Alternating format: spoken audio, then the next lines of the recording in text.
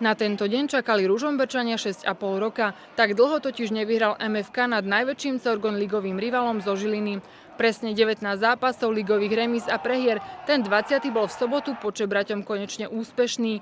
1600 divákov nevidelo na ihrisku veľa vzruchu či pekných útočných akcií. Futbal, kde sa hralo od začiatku s nasadením, no najmä s imperatívom neurobiť chybu a neinkasovať, zaznamenal prvú strelu medzi žrde až v 36. minúte. Pečovského prekvapivé zakončenie nebolo pre Zicha problémom.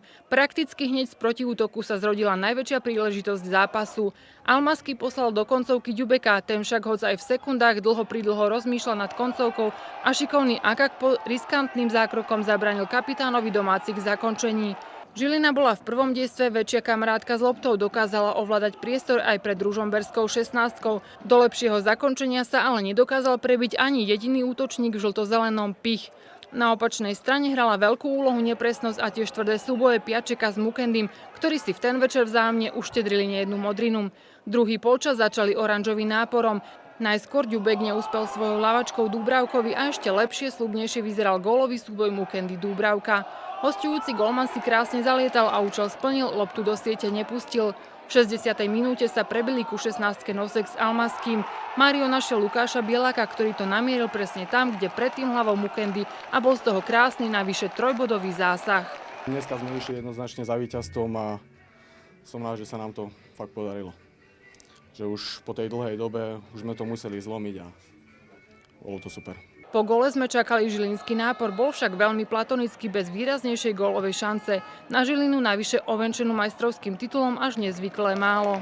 Tak áno, v podstate plány boli iné, ale bohužiaľ výsledok tomu nezodpovedal. V podstate sme to nezvládli, ďalší zápas a momentálne dá sa povedať, že sme v kríze a ťažko sa nám hrá. V podstate dostávame sa do šanci, ale nepremieňame ich, takže je to teraz ťažké pre nás. Rúža tak mohla víťazstvo potvrdiť. Mukendy, ktorý sa v druhom polčase úplne vytratil, však so šancou, ktorú mu vypracovali Lova s Luptákom, naložil takto. Celé mužstvo bolo dobre morálne pripravené a zvládlo tento zápas. Som rád, že po 6 rokoch sme Žilinu zdolali a moja príprava na zápas bola o tom, že dnes je presne ten deň, kedy Žilinu môžeme poraziť a som rád, že som sa nemýlil. Myslím, že sme neodohrali zlý zápas. Mali sme však proti sebe dobre organizovaného súpera, ktorý nám nedal veľa priestoru. Bojovali sme, skúšali, čo sa dalo, ale dnes máme najväčší problém streliť gól. Kombinujeme po 16, no v nej nevieme nič urobiť. To je aj kompliment pre súpera. Dnes dal pekný gól a aj preto zaslúžene vyhral. Gratulujem im k tomu.